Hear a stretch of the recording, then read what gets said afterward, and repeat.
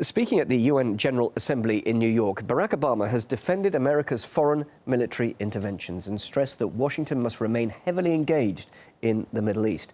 That's after his Brazilian counterpart took the chance to criticize the US for the recent global spy scandal.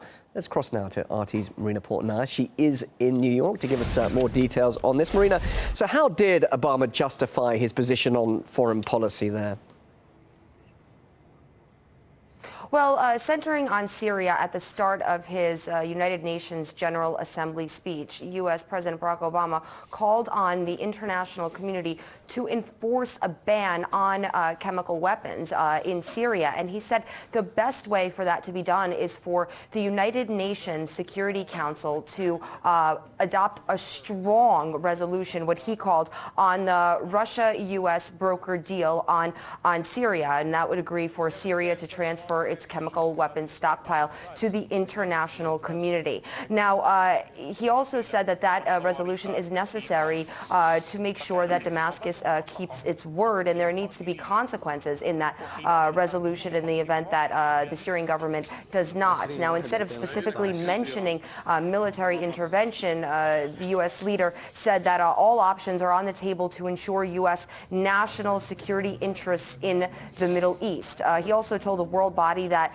thinking Syria could go back to a pre-war status quo is something of a fantasy. He said that it's time for Russia and Iran to realize that insisting on Bashar al-Assad's rule would lead to further extremism. Now, that's a part of his speech that deserves some fact-checking, because Moscow has always maintained support for the Syrian people, has always said that it's up to them to decide the fate of their future and the future of Bashar al-Assad's presidency. But Moscow has also said that this should be done without outside forces. Now, Obama has also went on to tell the international community that he believes America must be engaged in the Middle East for its own security and insists that the world benefits when the U.S. is involved. He once again alluded to American exceptionalism when saying that the U.S. stands up for the interests of all. However, the American leader did say that Washington is far more likely to invest energy in countries that wants to work with the U.S. And regarding Iran, President Obama took a cautiously optimistic tone, saying that the United States was ready to engage diplomatically, but with its longtime adversary, but said that Iranian President Hassan Rouhani's conciliatory words need to be backed up by transparent and verifiable actions. The U.S. leader said that Washington is not seeking regime change in Iran and respects the right for the Iranian people to access peaceful nuclear energy. Now, we also have heard, as the day has progressed, French President Francois Hollande, who is due actually to meet with his Iranian counterpart Tuesday afternoon, he addressed the international body, and he says he expects Tehran to display concrete gestures to give up its alleged military nuclear ambitions or program. France's leader told the General Assembly that he's in favor of dialogue with Iran that would hopefully lead to better progress that has been seen clearly in past years. Now, on the topic of Syria, France's president told the world body that the UN Security Council that is being drafted right now on Syria should include the possibility of military intervention if the Syrian government does not abide by its promises to transfer chemical weapons to the international community. That sticking point of the possibility of military intervention is something that Russia and a few other countries in the Security Council do not support. Russia maintains that there's been a good deal brokered between Moscow and Washington that has prevented the possible military strike of the U.S. onto Syria, and that the process should proceed without any kind of threats hovering over Syria and over this civil war that's been going on for 2.5 years. So the conversations about Syria are far from over, as world leaders will continue speaking to the international body and will also be holding bilateral meetings. We know that Russian Foreign Minister Sergei Lavrov will be meeting with his U.S. counterpart John Kerry later on Tuesday. Of course, Syria will be a main topic of discussion.